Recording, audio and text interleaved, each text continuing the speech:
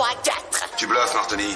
Comment tu parles comme ça? Y a quoi de bien? Les films à ne pas rater, les séries à binge-watcher, on vous dit tout des incontournables du moment. C'est cela, oui. It's gonna be legendary. Bonjour à tous et bienvenue dans l'épisode 10 de la saison 1 de Y'a quoi de bien, notre podcast halluciné concocté par les êtres humains de la rédaction, car où ils existent, ils ont un petit cœur qui bat et ils ont plein de films et de séries à vous conseiller. Je suis Jean-Maxime Renaud. Je suis Brigitte Baronnet et comme le nom de l'émission l'indique, nous allons répondre à ces questions que l'on nous pose sans arrêt au dîner, au supermarché, à la machine à café ou sur l'oreiller. Y'a quoi de bien au ciné, y'a quoi de bien à la télé ou le désormais incontournable, y'a quoi de bien sur Netflix. Tous les 15 jours, nous vous proposons donc notre sélection et promis, il y en aura pour tous les goûts. Et nous avons le plaisir de recevoir Aïssa Maïga, bienvenue. Merci, bonjour. Vous avez une actualité riche, vous êtes l'héroïne de la mini-série Escale Fatale, diffusée sur Arte les jeudis 23 et 30 janvier. On vous connaît également pour des films aussi variés que Les Poupées Russes, Il a déjà tes yeux ou encore Je vais bien, ne t'en fais pas. Vous nous dévoilerez tout à l'heure votre coup de cœur et nous parlerons également avec vous du documentaire Pygmalion et du livre Noir n'est pas mon métier auquel vous avez participé. Avec nous également cette semaine deux journalistes de la rédaction, désormais des habitués de l'émission, Maximilien Pierrette, salut Max. Salut. Et Clément Cuillet, salut Clément. Salut. Allez, on démarre avec le sommaire de ce Y'a quoi de bien numéro 10. C'est tout chaud. Cette quinzaine, on parlera côté cinéma du retour des Bad Boys, d'une comédie avec un vrai faux Adolf Hitler et le nouveau film avec Adèle Exarchopoulos, Revenir. Et côté série, au menu, une nouvelle série Star Trek qui ne sent pas le réchauffer, une dramédie poignante qui va vous faire voyager, une comédie progressiste signée Lily Wachowski et un ovni burlesque venu de Norvège. Les coups de cœur ciné. Rappelle-toi, on toque et on cause. Ouais. Toc toc. Police de Miami, bouge pas! Eh, mais t'as zappé, on toque et on cause. Tes mains derrière la tête, mène-toi. Je négocie. Je vais pénétrer l'âme de cet homme en douceur. Quoi? Prends-en de la crème. Monsieur, je sais que vous êtes terrorisé, c'est vrai, parfois. Tu l'as pénétré assez profond, tu crois? 17 ans après, Will Smith et Martin Lawrence sont de retour. Les Bad Boys, Mike Lowrey et Marcus Burnett, se retrouvent pour résoudre une ultime affaire. Déluge de cascades et d'explosions. Est-ce qu'en 2020, les Bad Boys sont toujours aussi bad? Clément, c'est ton choix cette quinzaine. Oui, c'est mon choix. Alors, Bad Boys. What you gonna do? J'ai Voilà, failli faire en voilà. plus. C'est ce que je voulais entendre. Oui, donc tu l'as dit, Bad Boys for Life, c'est le troisième opus d'une saga culte emmenée par Will Smith et Martin Lawrence. Et c'est vrai que ça s'est vraiment fait attendre. C'est 16-17 ans entre le deuxième et le troisième film. Alors généralement, quand il y a un laps de temps aussi long, ça fait un petit peu peur. On se dit, c'est pas possible, qu'est-ce qui se passe? Ça sent un petit peu mauvais, c'est pour l'argent, ça va être nul. C'est pour les impôts. Alors, non mais... Bon, c'est peut-être un petit peu pour l'argent, ça on va pas mais c'est pas du tout nul, c'est vraiment une heureuse surprise. Moi je dirais qu'avec ce film, on retrouve vraiment, je m'y attendais pas franchement, la vibe l'esprit des blockbusters américains des années 80-90, les blockbusters de Jerry Bruckheimer, qui est donc le producteur de la saga Bad Boys. Et il y a ce dosage qui est parfait, qui fait le sel de ces films-là, qui est le dosage entre l'action et l'humour. Et là, ils ont complètement retrouvé ça. Je trouve que c'est un film très généreux, qui se fout pas du tout de la gueule du public. Et puis, on a un grand plaisir à retrouver Will Smith et Martin Lawrence, dont l'alchimie fonctionne toujours aussi bien. On a l'impression qu'ils n'ont pas vieilli. Surtout Will Smith, qui est d'une jeunesse, c'est un scandale, hein, c'est pas possible ça. Et non, le film est vraiment très très sympa. Et puis c'est aussi une belle histoire le film parce que c'est deux jeunes réalisateurs belges qui réalisent le film. C'est Adil El Arbi et Bilal Fallah qui avaient réalisé un film remarqué en 2015 qui s'appelait Black, primé à Toronto, et qui se retrouve comme ça catapulté à la tête d'un énorme blockbuster hollywoodien. Et ça, voilà, c'est une belle histoire. Bad Boys for Life de Adil El Arbi et Bilal Fallah, c'est sorti ce mercredi 22 janvier. Today you boys will be involved in such activities as war games, ambush techniques, and blowing stuff up. I don't think I can do this. Was? Of course you can. Place à Jojo Lapin, Jojo Rabbit, c'est le titre de ce film réalisé par Taika Waititi. C'est une comédie avec Adolf Hitler, ou presque, il fallait oser. On suit l'histoire de Jojo, un petit Allemand solitaire. Sa vision du monde est mise à l'épreuve quand il découvre que sa mère cache une jeune fille juive dans leur grenier. Avec la seule aide de son ami aussi grotesque qu'imaginaire, Adolf Hitler, Jojo va devoir faire face à son nationalisme aveugle. Voilà le pitch du film, et c'est toi, Max, qui a vu Qui a vu donc Jojo Rabbit avec ce titre intriguant. Oui, alors c'est un excellent résumé ce synopsis, vraiment, parce que quand tu vois la bande-annonce ou quand tu parles du pitch, en fait, c'est vrai que tu peux te demander ce que va être le film, ce qu'il cherche à faire. Et non, vraiment, pour moi, c'est vraiment un très gros coup de cœur. J'aime beaucoup ce que fait le réalisateur, parce qu'on le grand public le connaît parce que c'est le réalisateur de Thor Ragnarok, le 3e Thor.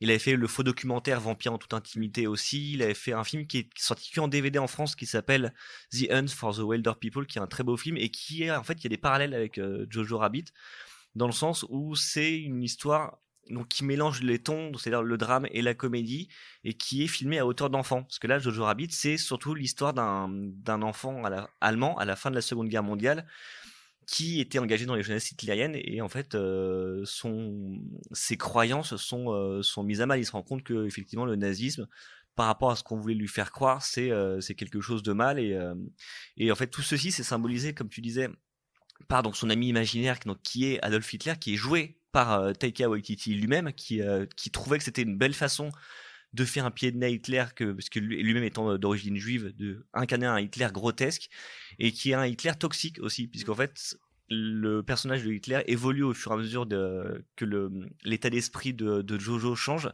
Et donc voilà, parce que pour ceux qui auraient peur que le personnage devienne un petit peu rigolo, un petit peu sympathique, il l'est pas du tout.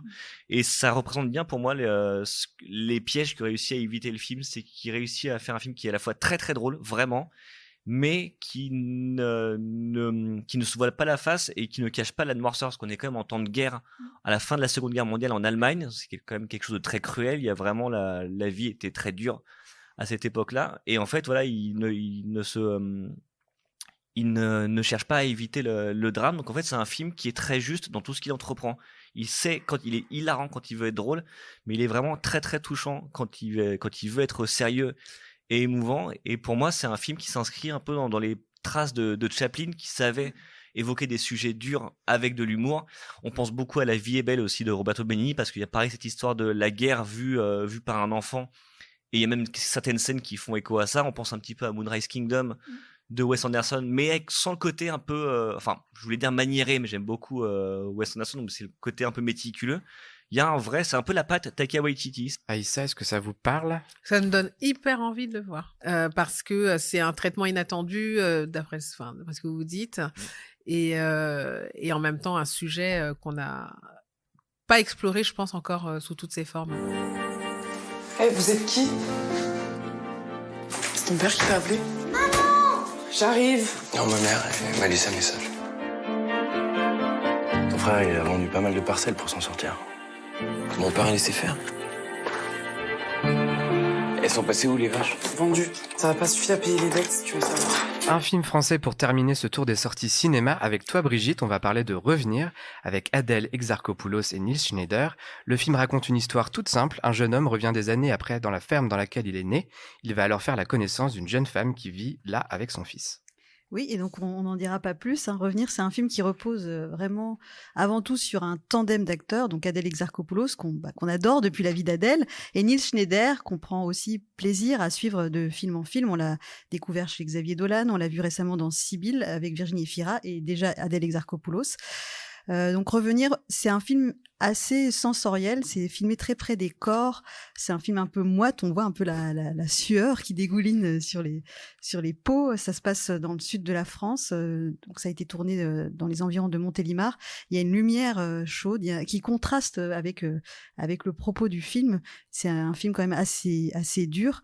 Ça parle de famille, et la question sous-jacente du film, c'est comment refaire une famille quand la famille s'est déconstruite, quand chacun, pour des raisons différentes, vit isolé. Voilà, donc ça montre différents types de relations, et donc cet homme et cette femme qui vont se découvrir. Donc c'est adapté d'un livre qui s'appelle L'amour sans le faire de Serge Joncourt, qui a d'ailleurs été réédité en poche chez J'ai lu pour l'occasion. Mais le film donc s'en éloigne beaucoup. Le scénario a été vraiment très très épuré, et en fait l'approche du film n'est pas réaliste. Ça mélange un peu. Il y a une approche un peu presque poétique, parfois même un un poil fantastique. Donc voilà, c'est assez différent de ce qu'on pourrait attendre quand on voit l'affiche ou quand on se dit c'est un film avec Adèle Exarchopoulos et Nils Schneider. C'est pas un film français comme on peut parfois vite le cataloguer. Et d'ailleurs, donc à propos de son scénario, il a été primé à la Mostra de Venise où le film avait été présenté à l'automne dernier. Voilà, donc ça s'appelle Revenir, c'est avec Adèle Exarchopoulos qui est très très bien et Nils Schneider également. Voilà, ça fait vraiment un beau tandem de cinéma. Et donc ça sort mercredi prochain. La séance de rattrapage. C'est ton tour, Aïssa, de nous dévoiler ton coup de cœur. Je précise qu'on ne le connaît pas, donc on va avoir la surprise en même temps que nos éditeurs. D'accord. Alors, il y a un coup de cœur totalement actuel et un coup de cœur qui est un peu une séance de rattrapage. Le coup de cœur actuel, c'est un film documentaire qui s'appelle Système K, qui est actuellement en salle, qui se passe. Donc c'est K comme Kinshasa, la capitale de la République démocratique du Congo, et c'est le portrait pas croisé, mais le portrait de plusieurs artistes qui pour la plupart font de l'art contemporain et sont dans une ville qui est pleine de chaos.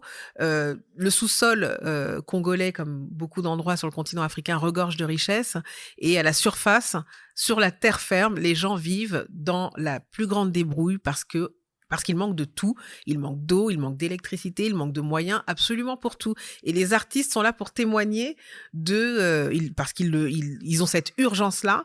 Ils sont là pour témoigner de ce que vit le peuple, et en même temps pour pointer des choses qui sont parfois très précises, comme par exemple le rôle abusif des églises sur leurs fidèles. Et juste pour vous donner un exemple, il y a un de ces artistes dont le nom m'échappe maintenant, qui, pieds et poings liés, allongé sur le sol, roulant sur le bitume, roulant sur lui-même pour avancer, une Bible à la main, parcourt la ville. Et ce qui est assez frappant dans le documentaire, c'est qu'à la fois, il y a les performances, c'est vraiment des artistes de performance. Ils s'emparent de la rue, donc il y a les performances des artistes, et en même temps, il y a les réactions du public. Et le public n'est composé que de passants. Personne ne s'attend à voir qui que ce soit faire un happening. Et il y a toutes sortes de réactions. Il y a évidemment un petit peu d'indifférence, pas tant que ça, mais il y a un intérêt parce que les gens comprennent tout de suite de quoi il s'agit. Il y a un effet miroir très très fort et les gens réagissent. Ils réagissent face à la caméra du réalisateur, dont le nom m'échappe aussi parce que moi je suis Alzheimer précoce. et c'est vraiment un film à voir qui démarre un peu lentement, mais vraiment, ça vaut le coup de s'accrocher parce que c'est une des rares occasions de voir cette capitale de ce pays d'Afrique qui est énorme et de voir des artistes aussi engagés, aussi bien d'un point de vue purement formel que du point de vue de l'engagement citoyen. Et c'est assez radical. Et le film, d'ailleurs, gagne en radicalité au fur et à mesure et c'est vraiment hyper intéressant. Ça donne très envie. Ah oui. Et vous avez un deuxième coup de cœur. Alors, le coup de cœur à retardement, c'est 120 battements par minute. Je ne l'avais pas vu parce que j'étais en vadrouille, voilà. Et c'est vraiment presque le film qu'on attendait. En fait, je me rends compte que j'attends parfois des films sur des périodes précises. Par exemple, en France, il n'y a pas eu encore le grand film sur la traite négrière et l'esclavage aux Antilles. On n'a pas eu ça. On a eu quelques trucs, souvent un peu édulcorés, encore plus souvent ratés et beaucoup trop rares. Et sur les années SIDA en France, vu du point de vue et des malades et des activistes, en fait, je ne savais pas que je l'attendais. Et le film m'a explosé au visage. D'abord, j'avais une attente énorme parce qu'on en avait parlé énormément, qu'il avait été plébiscité au César, etc. Et parfois, il y a un risque, quoi. Quand il y a trop d'attentes, on est déçu. Oh, et là, mais j'étais accrochée de la première à la dernière image. J'ai aimé aussi le fait que le film soit raconté par quelqu'un qui a vécu cette période. Et il y a à la fois l'hommage rendu à ces gens qui se sont battus, mais avec leur sang, quoi, sans jeu de mots, et aussi les petits détails de la vie quotidienne ou du militantisme, des choses qu'on ne peut pas recréer. Et il y a une grâce, des acteurs incroyables qu'on n'a jamais envie de quitter, et une fierté qui se dégage de ça. Je ne suis pas gay, j'ai pas traversé ces années-là, mais je me sentais fière aux côtés de de cette population. On l'avait beaucoup aimé à la rédaction. Je sais plus combien il était dans notre top de l'année à l'époque, mais il était très bien placé et je crois qu'on a tous beaucoup aimé. Et puis parmi nos invités, dernièrement, on avait reçu Antoine Reynard, qu'on avait donc justement découvert dans ce film. Donc oui, c'était un coup de cœur à la rédaction également. Oui. Et je pense que c'est un film qu'on peut revoir en plus. Ah oui. Et oui. Ah oui. Et il n'est pas trop tard effectivement pour le découvrir. Alors, si vous êtes avec nous aujourd'hui, c'est aussi pour nous parler de la série irlandaise Escale Fatale, diffusée, je le rappelle, les jeudis 23 et 30 janvier sur Arte. 6 épisodes qui sont également disponibles sur arte.tv jusqu'au 22 février. Alors, elle est réalisée par David Caffrey, qui a notamment œuvré sur la saison 4 de Peaky Blinders. C'est un polar social qui démarre sur le meurtre d'une jeune migrante dans un centre pour demandeurs d'asile à Dublin, et vous incarnez la matriarche d'une famille de réfugiés nigérians qui se bat pour que ses fils aient la plus belle vie possible. Une série extrêmement intéressante sur le fond, qui donne la parole à des personnages que la fiction met assez peu souvent en scène, et qui n'oublie pas aussi d'être haletante. Comme tous les bons polars, il y a un vrai suspense. Alors ce rôle, ça semble être un vrai cadeau. Pour vous, c'est votre premier rôle dans une série anglo-saxonne, si je dis pas de bêtises. Oui. Est-ce que vous pouvez nous raconter comment vous l'avez intégré et comment c'était de tourner aussi en anglais ? En anglais, avec l'accent nigérian, en Irlande. Là, le challenge était partout. Parce que bon, en anglais, voilà. Avec l'accent nigérian, je ne suis pas du Nigeria. Et en Irlande, parce que j'ai pas appris du tout l'anglais avec l'accent des Irlandais. Donc c'était... Personne, il y avait... Ouais. C'est un accent assez... C'était intense. Oui, vous avez raison, c'est un vrai cadeau parce que ça fait partie. Tout à l'heure, je disais voilà qu'il y a des sujets qu'on attend. Parfois, on sait pas qu'on les attend, etc. Et c'est vrai que la question des flux migratoires, la question de ce que traversent les migrants, les raisons pour lesquelles ils partent de chez eux, que ce soit lié au climat ou à leur situation économique, ou aux guerres évidemment, la façon dont ils sont, je mets beaucoup de guillemets, accueillis dans les pays européens, tout ça, évidemment, ça, je suis interpellée en tant que citoyenne, en tant que comédienne évidemment, et en même temps, quand ces sujets-là arrivent sur la table, j'avoue que j'ai une petite méfiance parce que la caricature, malheureusement, n'est pas très loin la plupart du temps. Et là, dans Taken Down, qui est le titre originel, qui est un bien meilleur titre, je me permets de ouais, dire. mais non, mais on est d'accord. Escale Fatale, non. Mais bon, Ça fait un peu un titre de direct to vidéo avec Ouais, Chuck Norris ou c'est Steven super Seagal. bizarre, hein. Ouais, C'est dommage, je ne mais me l'explique pas. Mais vraiment, il faut pas que ça fasse écran. Il faut regarder la série parce que, et c'est précisément pour ces raisons que j'ai complètement adhéré au départ, parce qu'il y a à la fois, comme vous le disiez, le thriller. Il y a une situation qui est tendue, il y a un suspense, il y a un travail aussi sur la chronologie, la façon dont on distribue les informations au fur et à mesure, etc., dans la façon dont les personnages vont se révéler les uns par rapport aux autres, etc. Et il y a aussi le portrait de l'Irlande, de cette société qui est très nouvellement une société d'accueil de la migration, alors qu'ils ont une longue histoire d'émigration, d'exil, de pauvreté extrême et aussi de colonisation britannique qu'ils ont subie, qui a été très brutale, etc. Et tout ça, ils l'ont en mémoire. Et aujourd'hui, les Irlandais sont face à un défi, mais qu'ils énoncent comme ça, en disant, nous, on a été les migrants. Jusque très récemment, on a été les migrants. Il y avait 40 millions d'Irlandais, nous ne sommes plus que 4 millions. Est-ce qu'aujourd'hui, on est capable d'accueillir avec autant de dignité qu'on aurait aimé que nos ancêtres le soient, les migrants d'aujourd'hui? Donc, c'est une question qui est vivace chez eux. Et le film, enfin la série, elle est aussi, très vivante du fait de la façon dont les portraits des personnages sont dressés, quoi. À commencer par mon personnage, donc qui est Abeni, qui est cette femme qui a quitté le Nigeria, qui est assez mystérieuse. On sait simplement que pendant la traversée, son mari a péri, et lorsqu'elle arrive en Irlande, elle est seule avec ses 2 gamins, et 8 ans après, elle est toujours dans un centre d'hébergement provisoire. Elle n'a pas le droit de travailler. Elle est certes hébergée et nourrie sur place, mais les possibilités d'évolution sont quasiment impossibles dans ce contexte. Et elle est là pour ses enfants, pour leur assurer un avenir digne de ce nom. C'est une louve, c'est une lionne, c'est une femme extrêmement vulnérable du point de vue de sa situation sociale. Et en même temps, c'est un être extrêmement déterminé, qu'on découvre être extrêmement intelligent, qui a l'intelligence du silence dans beaucoup de situations, l'intelligence de la prise de parole, et elle est constamment sur un fil tendu, et la série est extrêmement documentée. Il y a une femme qui a été une migrante et qui aujourd'hui est quelqu'un qui dirige une ONG pour les migrants, qui a offert toute son expérience, tout son point de vue, tout son œil critique durant l'écriture de la série. Donc, j'ai envie de dire que tout est vrai, malheureusement. Et c'est une plongée dans les bas-fonds de Dublin, et en même temps que c'est un film qui dresse des portraits de femmes assez forts. Je pourrais en parler des heures. Mais vous pouvez. C'est aussi assez universel. À la fois, oui, ça raconte le pays, mais on a probablement des situations équivalentes en France. Tout à fait. Ouais. Ça qui est fort. Absolument. On sait que ce sont des situations qui ont cours, je dirais, quasiment partout en Europe. De toute façon, dès que je vais enfoncer une porte ouverte, dès qu'il y a de la misère, il y a des gens pour en profiter. Et une des choses aussi qui m'a plu dans l'écriture, c'est le fait que, aussi bien côté irlandais que nigérian, ce sont les deux systèmes, les deux fonctionnements qui sont critiqués. Et de ce point de vue-là, il y a une forme il n'y a pas d'angélisme, ni vis-à-vis des Noirs, ni vis-à-vis des bons Irlandais. Enfin voilà, chacun en prend pour son grade, et des deux côtés, il y a aussi des êtres assez lumineux qui se dressent comme ils peuvent pour se sortir de la fange. Et en plus, j'ai adoré Dublin, j'ai adoré la culture irlandaise, leur vraie culture de l'accueil.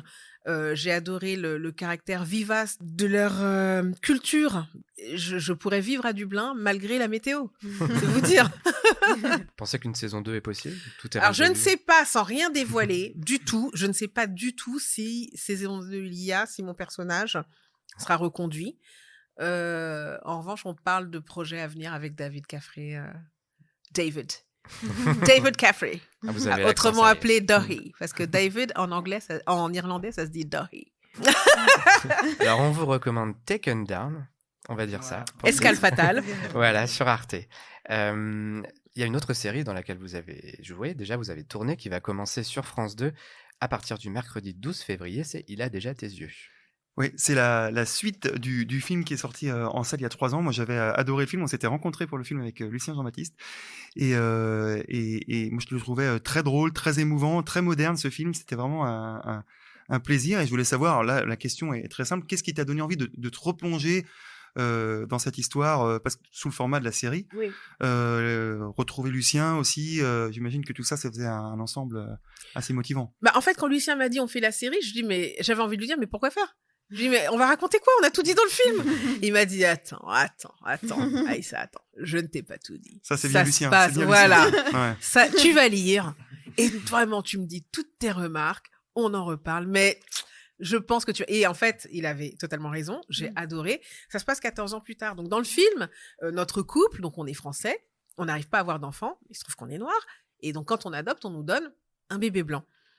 Blond aux yeux bleus. Donc, ça, c'était le point de départ du film. Et ça donnait lieu, évidemment, à tout un tas de situations qui racontent un peu la société française, avec de l'humour, avec de l'émotion, comme tu le disais. Et là, 14 ans après, le bébé est un ado. Et surtout, on a réussi à avoir un enfant par les voies naturelles. Et il est ado également. Donc, on a 2 ados, un noir et un blanc. Et arrive, dès le début de la série, le père du personnage qu'incarne Lucien Jean-Baptiste, que l'on pensait... Enfin, qu'on ne s'attendait pas du tout à revoir. Et du coup, son arrivée va complètement modifier la dynamique familiale qui était bien installée, parce que, je ne sais pas si vous vous souvenez, dans le film, mon personnage était bien déterminé à devenir maman et à être reconnue comme telle, etc. Et là, 14 ans après, autant vous dire qu'elle tient la situation en main. Et on ne lui souhaite que de bien continuer à la tenir en main, parce que ça tangue. Ça tangue sacrément. Comment c'est le tournage, un tournage avec Lucien Jean-Baptiste? Parce que Lucien Jean-Baptiste, moi, je l'adore. Il a une énergie. Il lance une énergie. D'ailleurs, je Incroyable, voudrais un petit aparté. Son ombre plane un petit peu sur l'émission, parce que je l'ai rencontré en fait avec. Oui. Il est là, non? Non, mais parce que en fait, avec Allociné, on a organisé une rencontre pour Bad Boys for Life entre Martine Laurence et lui, puisqu'il est sa voix française principale. Française, c'est génial, il y a le sujet qui est sur Allociné aujourd'hui, drôle, et donc il est là parmi nous. D'accord, et oui, non, je voulais savoir un tournage avec lui, parce qu'il dégage une telle énergie. Non, mais Lucien, en fait, il faut savoir qu'il vient du monde de la lutte. C'était son sport. Il a pratiqué la lutte, je ne plaisante pas. Et il l'a pratiqué à un niveau très élevé. Donc Lucien, en fait, déjà, il faut savoir qu'il a un mental de sportif de haut niveau. Déjà, ça, c'est la base. Donc, en fait, il peut pleuvoir, venter, neiger. Ça se dit venter? Bon, bref. Oui. Il peut se passer tout un tas de trucs. C'est un rock. Il est extrêmement solide, extrêmement campé. L'autre chose, c'est qu'il n'aime travailler que dans la bonne humeur. Donc, il diffuse ça. Et puis, là, il est devant et derrière la caméra. Honnêtement, moi, je le regardais. Parce que un tournage de série, c'est très intense. Être des deux côtés et assuré comme il l'a fait, ça n'existe pas, en fait. Sinon, ça n'existe pas. Et puis, l'autre chose, c'était le plaisir lié au fait qu'on connaissait hyper bien nos personnages. D'habitude, toute la backstory, t'es obligé de la créer, et puis personne ne la voit, etc. Alors que là, la backstory, c'était le film. Donc, t'arrives sur le plateau, et t'as tout de suite des choses qui reviennent. C'est marrant, hein. T'as des choses qui sont de l'ordre des réminiscences, et ça se joue aussi dans le rapport de couple. C'est-à-dire que dès qu'on s'est posé dans le décor de chez nous, c'était naturel, on était vraiment chez nous. Et puis, il y a les deux gamins qui sont... Non, enfin bon, je les adore. Non, ils sont top. Ils sont vraiment, vraiment super. Et il y a beaucoup d'humour et je pense encore plus d'émotion que dans le film. Et je pense qu'il a réussi à toucher du doigt encore une fois, et c'est un peu son talent, hein, des sujets de société, des sujets de fond, et à les incarner dans des personnages avec... à la fois du piquant, voire un truc un peu acide parfois, mais toujours énormément de bienveillance. Et je pense que c'est une série qui va faire du bien. Mais j'ai l'impression, en plus, quand on en parle comme ça, que ça me fait penser un peu une série à l'anglaise que tu disais de Taken Down. Ouais. C'est ce que je trouve vraiment bien dans les séries anglaises, c'est-à-dire qu'il y a la forme qui est le thriller, mais derrière, c'est une façon de parler d'un pays, Oui, tout à fait. d'une société. Et j'ai l'impression de ce que tu dis, il a déjà tes yeux, Oui. c'est qu'il y a cette même approche qui est vraiment intéressante. C'est-à-dire que sous le couvert de la comédie, on parle de notre société. Comme le faisait Exactement. le film, d'ailleurs, très bien. Oui, tout à fait. Au début, la série devait s'appeler Une famille française. Et donc, pour Lucien, ça fait vraiment partie c'est dans l'ADN de la série. C'est-à-dire qu'il voulait vraiment montrer une famille comme les autres. Et pour lui, je pense que c'est un geste politique de montrer une famille comme les autres avec des personnages principaux qui sont noirs et qui sont à l'antenne à une heure de grande écoute sur une chaîne du service public. C'est une première. C'est une première et c'est clairement assumé. Et il le fait néanmoins avec beaucoup de grâce, sans didactisme, avec son brio, quoi, sa façon de faire qui est vraiment qui t'emmène. Il a quelque chose qui est inclusif, hein, Lucien. Je pense que les gens ne se sentent pas sur le côté de la route quand ils regardent son cinéma. Tu te sens concerné. Donc c'est le 12 février sur France 2 en prime time. Grosse actualité, on l'avait dit au début de l'émission, il y a également le documentaire Pygmalion qui vient de sortir. Max, c'est toi qui vas nous en parler, je crois que Brigitte, tu l'as vu aussi. C'est une collection d'entretiens, uniquement des femmes, du cinéma. Il y a aussi bien une agente, Elisabeth Tanner, l'agente qui a inspiré le personnage de Camille Cotin dans 10%. Je savais pas qu'on avait le droit de le dire. Ah ouais, bah c'est officiel, en fait. oui. Ah bah bien Je sûr. crois que ça a fini par être révélé. En fait, pendant un certain temps, c'était tu, effectivement, Oui. et puis maintenant, non, Oui, j'ai de encore... toute façon, je le crois que personnage, il est tellement savoureux, elle ne peut qu'être Oui. fière. Mais je resitue comme ça, parce que c'est vrai qu'Elisabeth Tanner, c'est pas forcément un nom qui Oui. parle au grand public, mais Oui. si on dit Camille Cotin dans 10%, Oui, ça là, parle. ça parle à tout le monde. Voilà, il y a également donc Stéphie Selma. Enfin, ça brasse énormément d'horizons de femmes, et c'est vraiment, passionnant de découvrir à la suite tous ces témoignages, parce que c'est vraiment dans l'air du temps. Je sais pas quand est-ce que ça a été tourné. D'ailleurs, c'est la question que je me posais, si c'était, c'était après Harvey Weinstein, ça c'est sûr, Oui. parce que c'est évoqué. Je pense qu'il a dû commencer à tourner il y a à peu près 1 an. Alors, Quentin Delcourt, le réalisateur, donc c'est un homme, Oui, il est français et il a fait ses études au Québec. Et quand il est rentré, il a été hyper choqué parce qu'en fait, au Québec, la question de la diversité, c'est juste normal. D'inclure dans les récits, dans les entreprises, des gens de tous horizons, au-delà de la question du genre, de la race, la religion, du handicap, etc. Et donc, quand il est rentré en France, il s'est dit, mais non, mais enfin bon, il n'était pas d'accord. Et c'est c'est vraiment un féministe convaincu, pour lequel la question de la diversité ethno-raciale est aussi importante que la question de la parité. Moi, c'est ce qui m'a convaincue, en fait.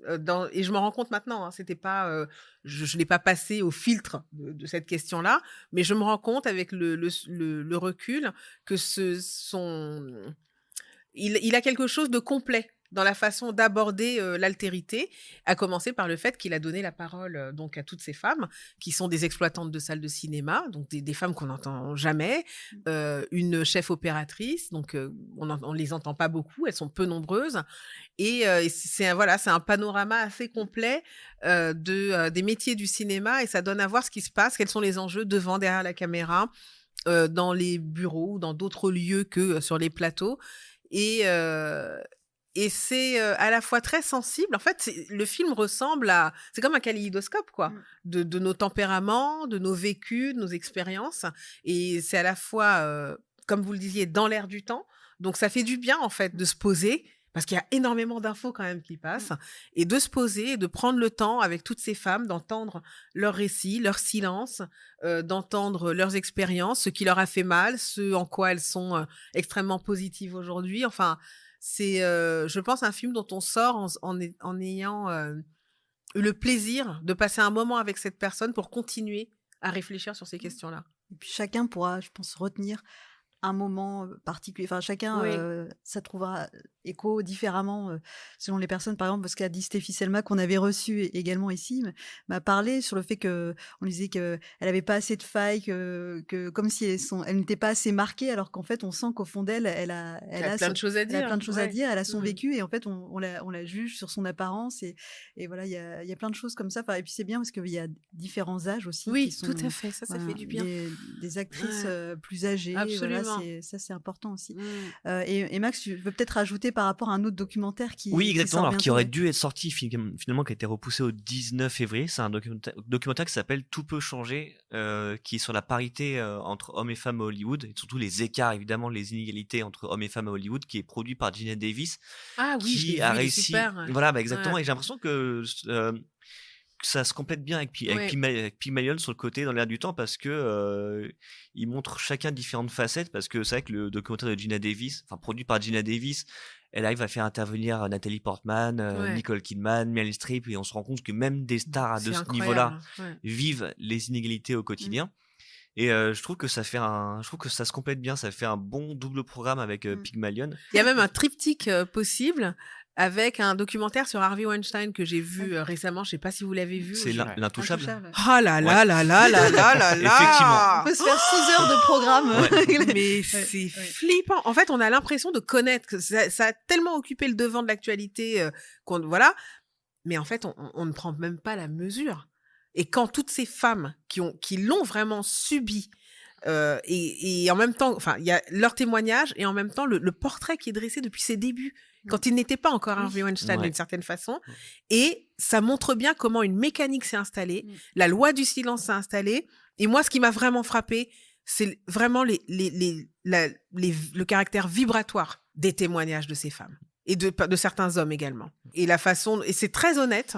Chaque intervenant, on sent que chaque personne raconte vraiment les faits tels que ça s'est déroulé, sans se donner le bon rôle non plus, sans en rajouter. Et c'est effroyable, et ça donne aussi des clés. On se dit, mais en fait, non, mais on peut rien laisser passer. C'est-à-dire qu'il y a des signes avant-coureurs. Moi, je ne connais pas quelqu'un du gabarit d'Harvey Weinstein en France comme ça. Mais aujourd'hui, je pense que ce film m'aiderait si je devais être témoin de quelque chose. Et on peut compléter tout ça, quand on a vu tout ça, par le film Scandale, qui vient de sortir sur l'affaire Roger Ailes, qui est un Harvey Weinstein de la télévision. Là, ça fait un quadricolore. Quadriptyque. Et on a aussi un podcast enregistré en public sur ce film qu'on vous conseille. Oui, c'est pour ça qu'on n'avait pas retenu Scandale dans la sélection, c'est qu'on a fait toute une émission dédiée à ce film. On va encore parler d'inclusivité dans nos coups de cœur séries. Les coups de cœur séries. J'ai rendez-vous. Votre nom, monsieur? Picard. P-I-C-A-R-D. Ça fait plaisir de vous voir remis sur pied. Nous avons l'obligation d'enquêter. Ce nous n'existe pas, Jean-Luc. Amiral, je parle au nom de la Fédération et des valeurs qu'elle devrait encore représenter. Ce n'est plus votre maison, Jean-Luc. Rentrez chez vous. On démarre avec une nouvelle série Star Trek après Discovery disponible sur Netflix. Star Trek Picard est à suivre sur Amazon Prime Video. Elle est centrée sur un vieux personnage culte de la saga, le fameux capitaine Jean-Luc Picard de Star Trek Next Generation, incarné par Patrick Stewart. Max, c'est toi qui as la mission de nous donner envie de la regarder, même quand Star Trek, c'est pas forcément notre truc. Max, avant toute chose, un jeu de mots? Oh non. Bah alors j'en avais un, mais en fait Jean-Maxime me l'a piqué dans le sommaire En en me disant, intro. en me disant ce Bam. n'est pas du réchauffé, donc je peux plus la faire. Mais effectivement, c'est une série Star Trek que l'on peut regarder sans être fan de Star Trek. Alors évidemment, faut un peu se renseigner pour savoir qui est Jean-Luc Picard, donc qui était le capitaine du vaisseau de l'Enterprise, le célèbre vaisseau de l'Enterprise, Ça dans fait la pas nom série de- La de Nouvelle série. Génération. Qu'est-ce qu'il y a? Ça fait pas nom, j'ai pas Picard. Non, en fait, alors donc Non, le ça perso- fait nom le- de parodie. Hein. Ouais, ça c'est fait ça. un personnage- non, je le sais pas, perso- le personnage est français en fait. Jean-Luc Picard. C'est un petit peu ça, c'est avec la voix de Jean-Luc Picard, ouais, c'est ça. Et donc voilà, donc c'était le capitaine et la star de la série La Nouvelle Génération qui avait été lancée en 1987. Il avait aussi, c'est aussi le héros de plusieurs films jusqu'en 2002. Donc il est toujours incarné par Patrick Stewart qui reprend son rôle. Mais c'est une série, je trouve, qui est beaucoup plus terre à terre. Vraiment au sens littéral, c'est-à-dire que la majorité de l'action se passe d'abord sur la Terre, puis sur une autre planète. En fait, il n'y a pas le côté qu'on peut ne pas aimer en Star Trek de base, c'est-à-dire on a l'impression qu'ils sont tous en pyjama dans des vaisseaux. On va au-delà de ça. Et en plus, c'est un format qui est un peu moins épisodique et donc qui est un peu plus feuilletonnant. C'est-à-dire qu'en fait, c'est une histoire qu'on nous raconte en 10 épisodes et non pas un cas par épisode avec des fois un vague fil rouge. Donc déjà, ça change un petit peu. C'est beaucoup plus actuel dans la façon de consommer des séries. Et c'est une série aussi qui, plus encore que les précédents Star Trek, qui vraiment met l'accent sur la diversité. Parce que la série Star Trek originale, donc celle avec William Shatner, Leonard Nimoy, Spock, tout ça, c'était la première série dans laquelle il y avait eu un baiser entre un homme blanc et une femme noire. Donc vraiment, la diversité, c'est vraiment l'une des marques de fabrique de Star Trek. Et la série Picard continue dans cette voie, mais en étant beaucoup plus dans l'air du temps. Donc vraiment, je pense qu'on peut ne pas aimer Star Trek et aimer cette série. Je trouve qu'elle est beaucoup plus accessible, même si il y a évidemment des références qui peuvent nous échapper. Je pense qu'à la fin du pilote, il y a une espèce de révélation, mais en images. Et n'étant pas un immense fan de Star Trek, et je me suis dit, il y a un truc qui m'échappe, je pense, mais ça doit être quelque truc chose. d'initié. C'est un peu ça. Mais le reste, après, est très compréhensible. Donc ça peut être une bonne porte d'entrée sur Star Trek pour ensuite après découvrir les séries plus anciennes, en sachant que cette série-là, elle est mise en ligne au rythme de 1 épisode par semaine. Donc il n'y a pas les 10 épisodes d'un coup, mais ce sera à terme sur Amazon, il y aura l'intégralité de la saison et bientôt de la saison 2 puisque la série est déjà renouvelée. Aïssa, Star Trek, ça vous parle ou pas du tout? Bah, ça me rappelle vaguement des souvenirs. Non, je suis pas une grande fan, mais je pourrais me laisser. Moi, je suis plutôt bon public, hein, dès lors qu'il y a un minimum de qualité. Mais j'aime regarder de tout, quoi. This is life. You don't always get another shot. You always thinking of going to moon when we haven't left the ground.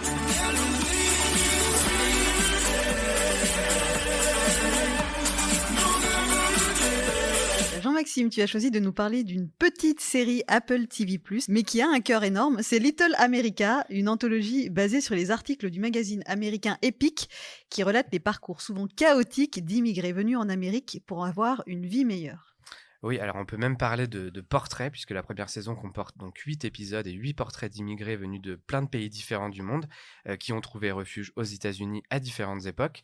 Elle est co-créée par Alan Young, qui a notamment créé l'excellente Master of None sur Netflix, dont on attend d'ailleurs une saison 3 avec impatience, et il a aussi travaillé sur The Good Place et Parks and Recreation, donc plein de séries qu'on adore. Il est lui-même fils d'immigrés japonais, et le but affiché de cette série, c'est de contrebalancer la politique migratoire désastreuse et inhumaine du président Donald Trump par des histoires positives d'immigrés qui ont réussi. C'est vraiment des success stories qui nous sont majoritairement racontées sur les 8 épisodes, toujours des histoires vraies. Le premier épisode, par exemple, qui est aussi, à mon sens, un des plus réussis, il est centré sur un jeune garçon d'une 12aine d'années d'origine indienne dont les parents sont déportés, qui se retrouve à gérer seul avec son oncle le motel familial, tout en réussissant à l'école parce qu'il a de grandes capacités, c'est un surdoué, et qui vont l'amener d'ailleurs jusqu'à la Maison Blanche. Donc c'est très poignant, très sensible. Il y en a un autre sur une Ougandaise qui devient une célébrité locale dans le Kentucky des années 70 en vendant des cookies délicieux inspirés par la recette de son père. Et puis alors il y a un autre épisode un peu à part, c'est le 4e de la saison avec notre Mélanie Laurent nationale avec qui vous avez joué, Aïssa. Oui.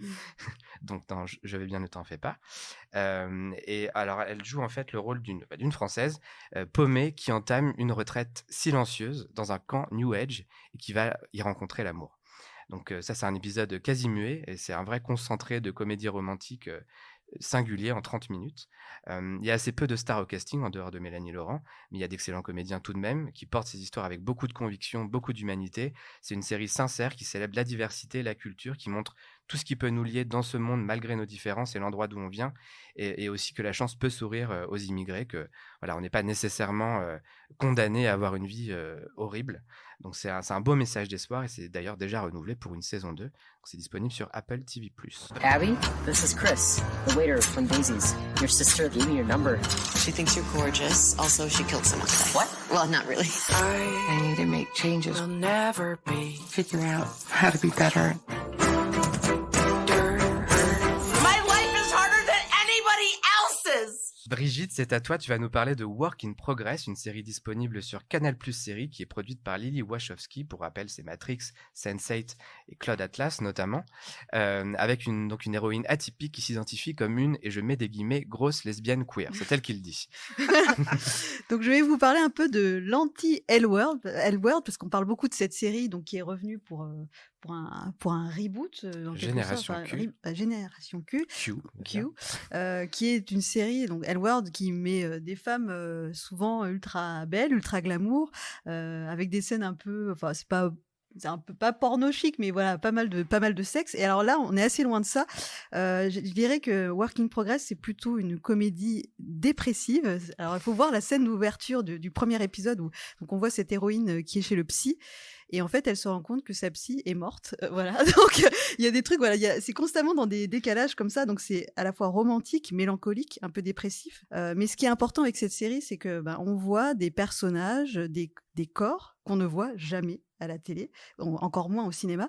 Donc, il y a cette femme, donc, qui est l'héroïne, qui a 45 ans, qui a les cheveux gris, qui est bien portante, donc, qu'on peut définir comme butch. Voilà, c'est le terme un peu garçonne. Et elle va tomber amoureuse d'un homme trans qui est joué par Théo Germaine. Alors c'est un acteur qui se définit comme non-binaire. Alors je précise, c'est quand on se pense ni homme ni femme, qu'on est un mélange des deux et qu'on ne veut pas s'astreindre à un choix.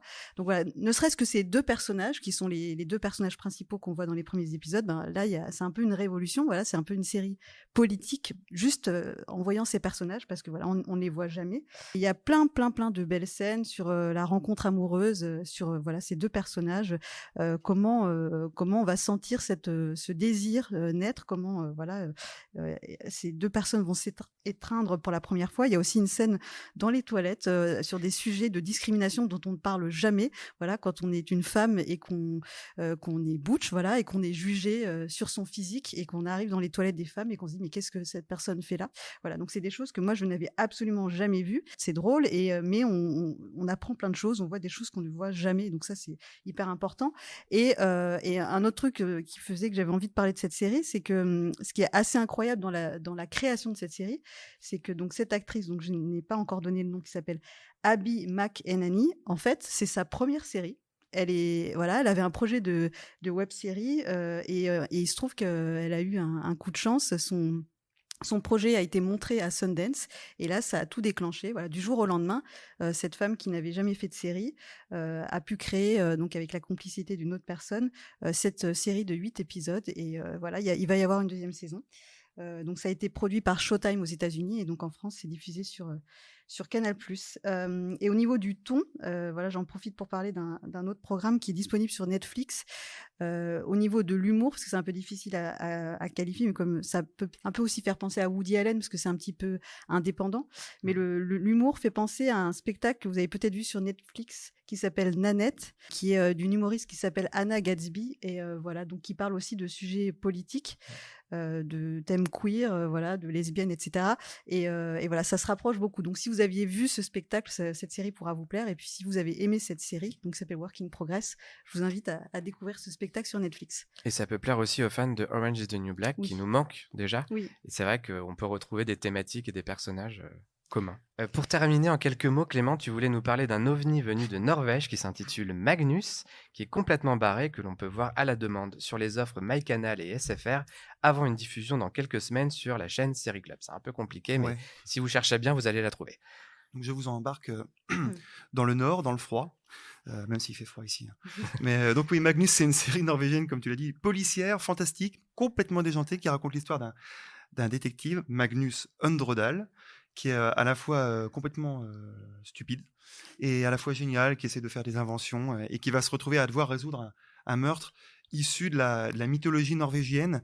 Alors, c'est complètement barré, hein, pour le coup, il y a plein de trouvailles. Comment je pourrais vous résumer ça? Pêle-mêle, il y a des trolls. Ça vous parle? Oui. Des robots bizarres, une star de Cinoche qui disparaît. Bref, c'est un mélange assez unique, complètement absurde, avec pas mal de gags physiques aussi au niveau de l'absurde. Mais c'est aussi c'est pas de l'absurde pour l'absurde, quoi. Ça va pas couler la série, c'est de l'absurde qui s'intègre à l'histoire. C'est pas y a-t-il un flic pour sauver la reine ou y a-t-il un pilote dans l'avion? Non, il y a un équilibre et l'humour sert l'histoire. Et c'est ce qui fait la force de ce Magnus. Et je te remercie d'ailleurs, Jean-Maxime, que c'est toi qui m'as conseillé cette série. Ouais. Elle avait été présentée au festival Cannes Série l'année dernière. Elle était en compétition, elle n'a rien remporté, mais elle méritait quand même un prix et Série Club l'a acheté. Voilà, pour ceux qui aiment bien vraiment l'humour absurde. Et ça prouve que il n'y a pas beaucoup de programmes scandinaves absurdes comme ça. Non, voilà. Mais les Norvégiens sont capables de plein de choses très différentes. Il y a Scam France.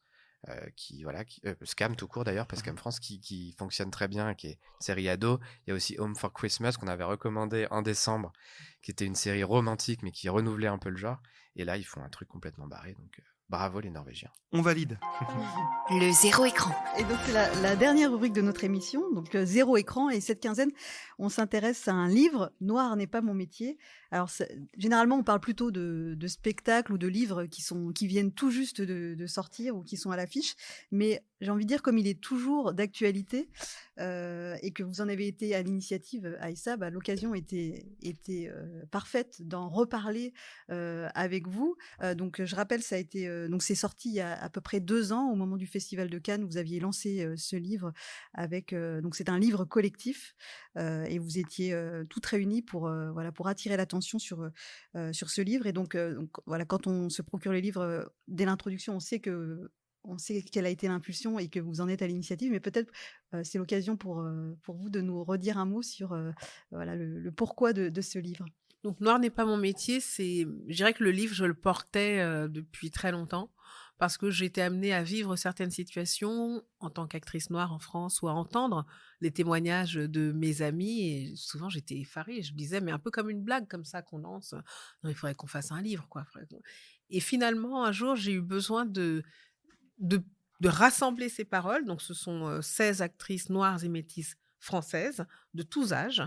Ça va de Kharidja Touré ou Assa Silla qui sont dans la première moitié de la vingtaine jusqu'à Firmin Richard qu'on connaît tous. Et qu'on adore. Et l'idée, c'était de pouvoir réunir nos témoignages, vraiment nos vécus. Chacune s'est emparée de la plume et a choisi un morceau de sa propre histoire sous la forme d'une anecdote ou d'un point de vue spécifique. Et ça donne un ensemble qui est assez massif, je dirais. Je pense que le public ne s'attendait pas à ça.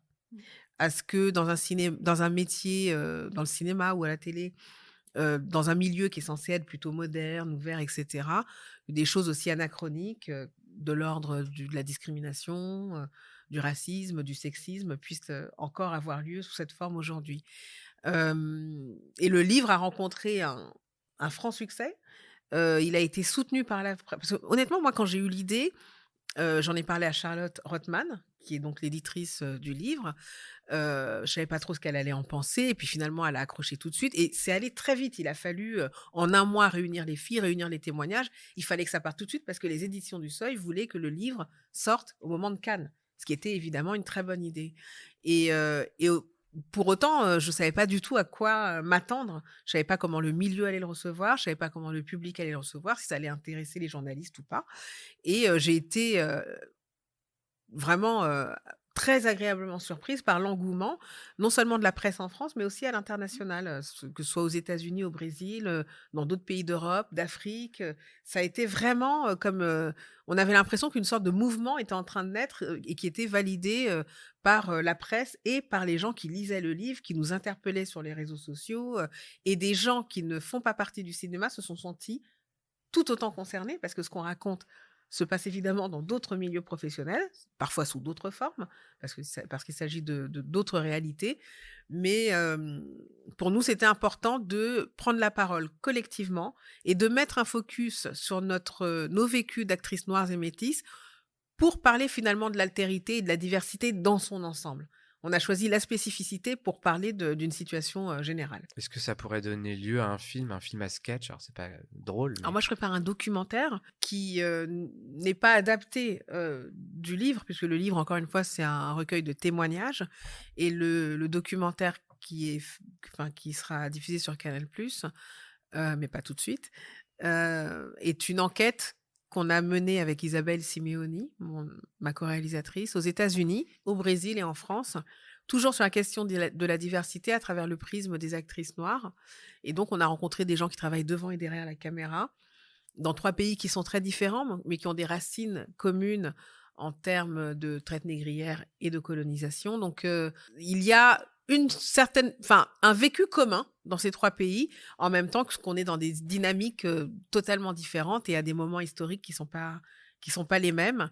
Et le film est aussi une recherche de solutions pour plus de diversité. Je rappelle le titre du livre, Noir n'est pas mon métier, donc c'est déjà disponible depuis 2 ans aux éditions du Seuil. Et voilà, je vous le recommande parce qu'il y a plein de témoignages variés, c'est très fort. Voilà, et puis ça se lit vite. Enfin, on est pris par le côté vraiment personnel des témoignages qui ont une résonance universelle. Merci.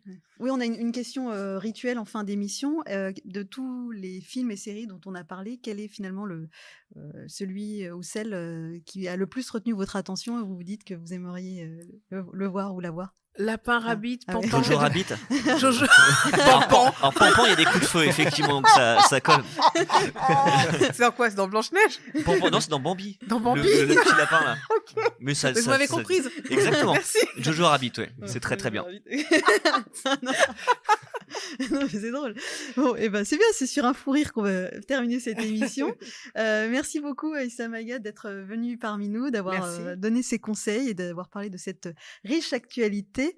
Merci beaucoup Max, Clément, Arthur aux manettes d'avoir été parmi nous. Merci Arthur. Merci. Et nous n'en avons Nous n'en avons pas parlé dans cette émission, mais la saison 2 de Sex Education vient de débarquer sur Netflix et on en parle dans un spotlight spécial qui lui est entièrement consacré en compagnie de Sami Outalbali, le nouveau petit Frenchie de la série. Et le prochain Y'a quoi de bien, c'est dans 15 jours. D'ici là, n'hésitez pas à vous abonner à l'émission. Elle a son propre fil sur toutes les plateformes de podcast désormais. À très vite. Salut. Salut. N'hésitez pas à noter cette émission, à la partager et à en parler autour de vous. L'émission est disponible sur toutes les plateformes de podcast, notamment Spotify, SoundCloud, Deezer et Apple Podcasts.